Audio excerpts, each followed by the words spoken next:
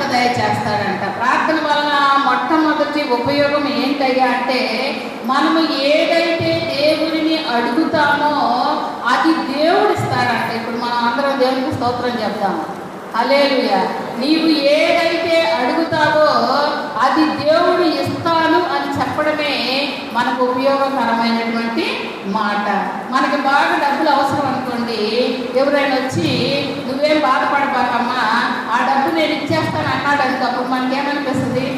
అసలు పట్టరానటువంటి సంతోషం. అతను ఇవ్వకపోని ముందైతే నువ్వు ఆనందపడతావా లేదా? పడతావుగా.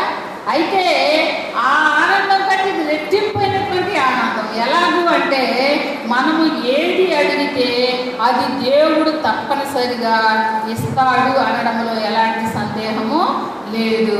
ఎఫెసీయులకు రాసిన పత్రిక 3వ అధ్యాయము 14-16 వచనాలు మనం గమనించినట్లయితే, ప్రార్థన వలన ఇంక ఏమైనా ఉపయోగం ఉందా అంటే అక్కడ వ్రాయబడింది చూడండి. ఎఫెసీయులకు రాసిన పత్రిక 3వ అధ్యాయము 14-16 వచనాలు మనం గమనించినట్లయితే, ప్రార్థన వలన దేవుని శక్తి ఎలాంటిదో రుజువు పరుచుకుంటుందంట. ఈ మధ్య ఒక ఆయన అంటే చాలా తెలివి లేనటువంటి వ్యక్తి.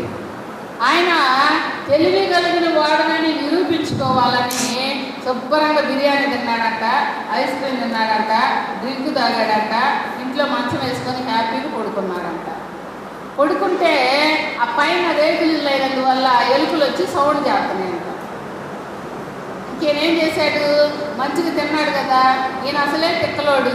ఆ ఎలుక ఈయన ఎక్కిరుతుంది అనుకొని రేకులన్నీ పీకేసి ఇల్లుని పెట్రోల్ పోసి తగలబెట్టి ఇంకా రోడ్డుకు బయలుదేరాడు.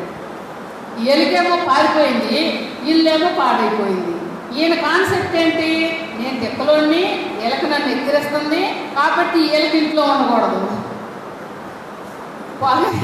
పగ ఎలుకకు పెట్టలా, ఈయనకేనే పెట్టుకున్నాడు. ఇప్పుడు ఉంటానికి ఇల్లు లేదు. సరే, రోడ్డు బయలుదేరి వెళ్ళాడు. వెళ్తూ ఒక స్త్రీ కనబడితే ఆమె పాపం ఆ పని ఆమె చేసుకుంటా ఉంది, ఏదో హోటల్ నడుపుకుంటా ఉంది.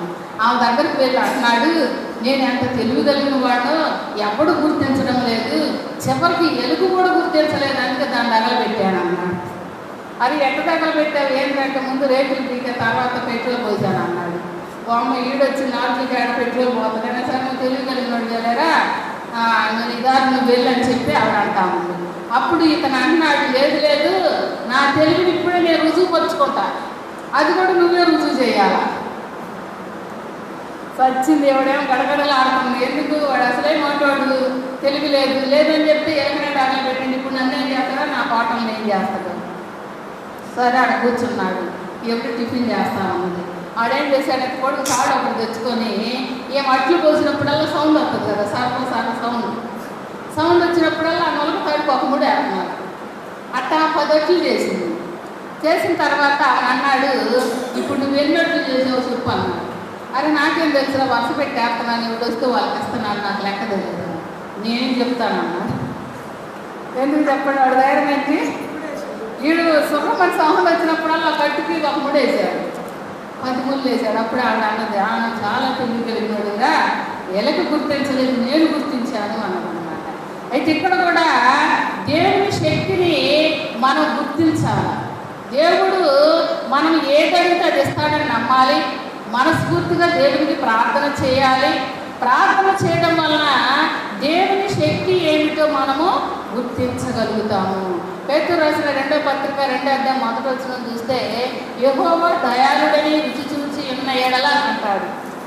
దేవుడు దయగలిగిన వాడని మనము రుచి చూసి తెలుసుకోవాలి. ఊరికే ఎవరో చెప్తే మనం తెలుసుకోకూడదు అనమాట. కాబట్టి ఈ కన్య మరియ ప్రార్థనా పరురాలుగా కనిపిస్తూ ఉన్నది.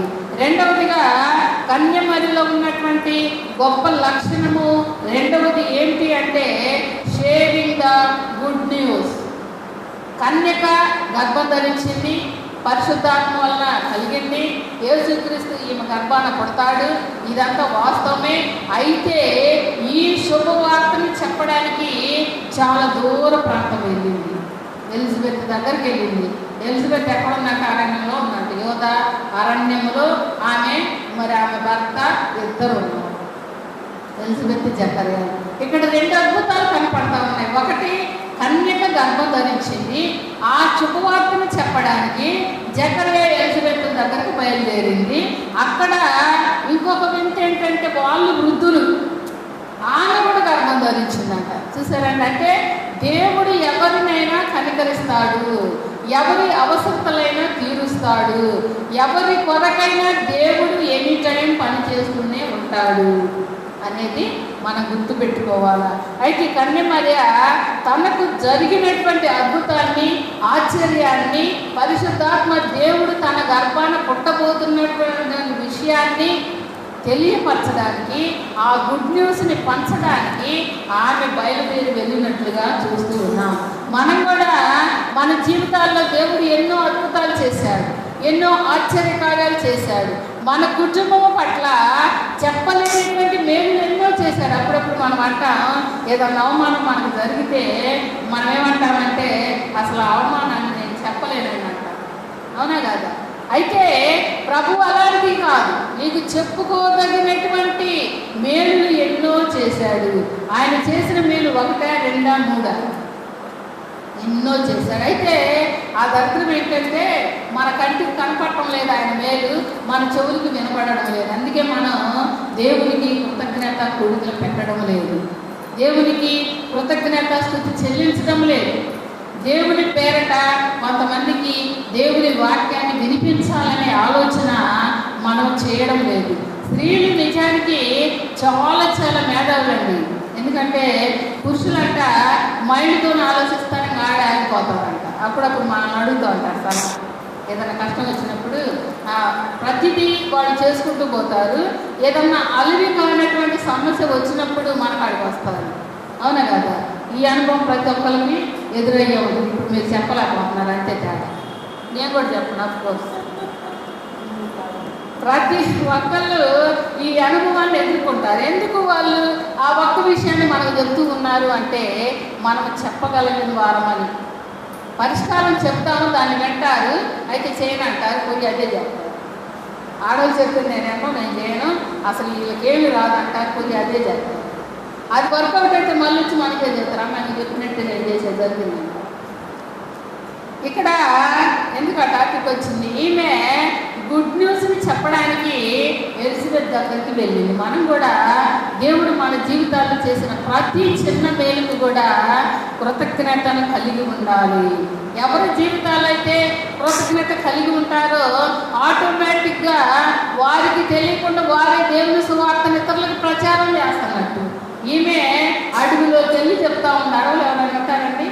ఎవరు ఉంటారా అనవసరం. నాకు కలిగినటువంటి కార్యాన్ని అరణ్యం కాదు, ఎడారి కాదు, లేదా నీళ్లు కాదు, లేదా ఏదైనా సరే నేను చెప్పాలి అని ఈమె వెళ్ళినట్లుగా చూస్తూ ఉన్నాం. మనం కూడా మన జీవితాల్లో జరిగిన ప్రతి గుడ్ న్యూస్ని ఇతరులతో పంచుకోవాలి, ఇతరులతో షేర్ చేసుకోవాలి, ఇతరుల యొక్క ఆనందాన్ని మనం చూడాలి. అలాగే దేవుడు మన జీవితంలో చేసిన ప్రతి అద్భుతానికి, ఆశ్చర్య కార్యానికి మనము స్తుతి చెల్లించేవారుగా ఉండాలి. మూడవదిగా కన్యమేరీలో ఉన్నటువంటి 3వ గొప్ప లక్షణము ఏమిటంటే లూకా రాసిన సువార్త 1వ అధ్యాయము 28వ వచనంలో ఆమె గురించి ఏం రాయబడిందంటే, ఈమె దయ కలిగినటువంటి స్త్రీ. దూత ప్రత్యక్షమై ఏమంటుంది? దయాప్రాప్తురాల నీకు శుభము. చూసారండి, ఆమె పేరేమో కన్యమర్య, దూత ఏమని పిలుస్తుంది? దయాప్రాప్తురాల. గుడ్ నేమ్ ఇచ్చింది అక్కడ కన్యమర్యకి. గుడ్ నేమ్ అందరికి రాదండి. కష్టపడి పని చేసినా కొంతమంది గుర్తింపు రాదు. అంతెందుకు, లాజరు మార్తా మరియ గురించి మీరు విన్నారు కదా. మరియేమో బుద్ధిమంతురాలు కూర్చుంది, మార్తేమో వంట పని ఇంటితో అంతా చేసింది. తర్వాత ఏం జరిగింది? మార్తను ఎవరైనా గుర్తించారా? ప్రభు కూడా గుర్తించాల. మార్తా నువ్వు అనవసరంగా ప్రయాసపడుతున్నావు అన్నాడు. చివరికి ప్రభువు గుర్తించాడు మార్తని. కానీ ఈ మరియేమో లాజరు చనిపోయినప్పుడు ఈమె అలిగి ఏడ కూర్చుంది, మార్తేమో ప్రభువుని ఎదుర్కోవడానికి వెళ్ళింది. ఎంత గొప్ప విషయం ఏంటంటే, ఫస్ట్ వాళ్ళేమో చివరికి వెళ్ళారు, చివరి వాళ్ళు ఫస్ట్కి వచ్చారు. అప్పుడు మార్తను దేవుడు మెచ్చుకున్నాడు. మార్త, నువ్వు నమ్మితే నా మహిమను ఇప్పుడు చూస్తావు. మన తెలియకో లేకపోతే ఏదో ఒక సందర్భంలో మరే ఉత్తమరాలన్న మంచిదే, ఇప్పుడు కానీ నువ్వు నమ్మితే నా మహిమను చూస్తావు అంటే ఎంత గొప్ప విషయం అండి. దేవుని మహిమను కన్నులారా చూసేటువంటి భాగ్యం మార్తకి దక్కినట్లుగా చూస్తూ ఉన్నాం. అలాగే ఈ కన్య మరేని దోత ఏమని పిలుస్తుందంటే, దయాప్రాప్తురాలా నీకు శుభము.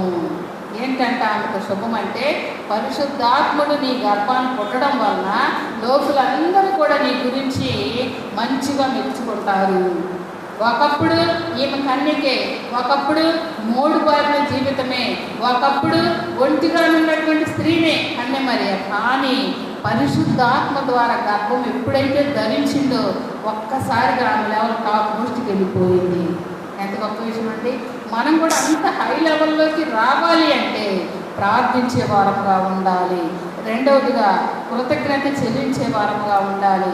మూడవదిగా దయ కలిగిన వారముగా ఉండాలి. యేసుక్రీస్తు కూడా దయ కలిగినటువంటి వ్యక్తిగా మనకి కనిపిస్తూ ఉన్నాడు. లూకా రాసిన సువార్త 4వ అధ్యాయము 22వ వచనాన్ని మనం గమనించినట్లయితే అక్కడ మరి చదవండి. ఆయన నోట నుండి వచ్చిన దయ కలిగినటువంటి మాటలు విని ఆశ్చర్యపోయారు. చూసారు, యేసు ప్రభు నోటి బట్టి ఏ మాటలు వస్తున్నాయంట? దయ కలిగినటువంటి మాటలు. మనకు కూడా దయ కలిగినటువంటి మాటలు రావాలి. దయ కలిగినటువంటి హృదయం ఉండాలి. దయ కలిగినటువంటి మనస్సు మనకు ఉండాలి. మీరు నమ్ముతారో నమ్మరు, నాకు 2 లోపాలు ఉన్నాయి. ఒకటి, నేను ఏదన్నా విన్నాను అంటే తప్పనిసరిగా అది వాళ్ళకి చేయటానికి ప్రయాసపడతాను. ఎగ్జాంపుల్, నిన్న గుంటూరు వెళ్ళాను. నాకు బాగా మంచి బెస్ట్ ఫ్రెండ్ అనమాట. వృద్ధాప్యంలో ఉన్నప్పుడు ఆమె హెల్త్ బాగాలేదంట. నేనున్న ప్లేస్కి ఆమె ఉన్న ప్లేస్కి 1 గంట జర్నీ. వెంటనే నాకు ఫోన్ చేసి, అమ్మగారు నాకు ఆరోగ్యం బాగాలేదు. అప్పుడు దాదాపు 2 అయింది టైం. ఆరోగ్యం బాగాలేదు, పొద్దు నుంచి నేనేం తినలేదు, అయితే నువ్వు ప్రార్థన చేయి, ఫోన్లో దేవుడు నాకు స్వస్థతను ఇస్తాడు. ఆయన స్వస్థతను ఇచ్చినప్పుడు నేను లేచి వండుకొని తింటాను అన్నమాట. అసలు ఇంకా ఆ మాట వినగానే నాకు చాలా జాలేసింది.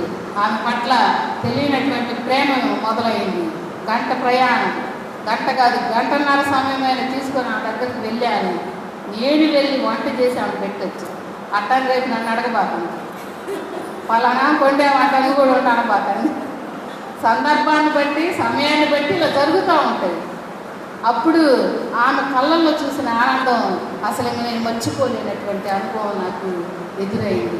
ఆమె ఉదయం నుంచి 2 దాకా లేదంటే ఆమె వయసు దాదాపు వెళ్తుంది. ఆమె వయసు ఆమెని సవాసం చేయలేదు, లేదా ఆమెకేమన్నా శాలరీ వచ్చిందని నేను సవాసం చేయలేదు. ఒక విశ్వాసిగా 20 సంవత్సరాలు నన్నే నమ్ముతుంది. నేనే ఆమె దేవుణ్ణి. అలాంటప్పుడు నేనే ఆమెకి హెల్ప్ చేయాలి. అలా 1 గంట ప్రయాణం వెళ్ళాను, వంట చేసి పెట్టాను. అది ఎలా ఉందో తర్వాత సంగతి, కానీ ఆమె కళ్ళల్లో ఆనందాన్ని చూశాను. మనం కూడా అంత కష్టపడాల్సిన పనిలే, మనకు దగ్గరున్నంతలో చేస్తే చాలు. అమ్మగారు చెప్పిన లేచి మిరియాలు కూడా పోకూడదు. ఒక ఆమె నానబెట్టినటువంటి ఇడ్లీ చేయి, నానబెట్టినటువంటి అట్టు చేయి అన్నాడంట భర్త. వెంటనే పెద్దెత్తుకొని వాళ్ళ నాన్నకాడికి పోతుంది. అప్పుడు భర్త అడుగుతున్నాడు, ఏమ్మాయ్యా మీ నాన్న దగ్గరికి ఎందుకు వెళ్తున్నావు అంటే, నువ్వే చెప్పావుగా నానబెట్టినటువంటి ఇడ్లీలు, నానబెట్టినటువంటి అట్టులు చేయమన్నావుగా, నాన్నకాడికి పోయి తేటానికి పోతున్నాను.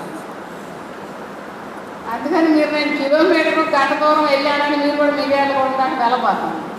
మీకు అందుబాటులో ఉన్నప్పుడు మీకు అవకాశం ఉంటే చేయడానికి ప్రయత్నం చేయండి. కాబట్టి ఈ 3 లక్షణాలను మనం కలిగి ఉన్నట్లయితే దేవుడు మనల్ని దీవించి ఆశీర్వదిస్తాడు. అలాంటి కృపను పరిశుద్ధాత్మ దేవుడు మీ కుటుంబానికి నాకును అనుగ్రహించిన గాక. ఆమె చిన్న ప్రార్థన చేసుకున్న తర్వాత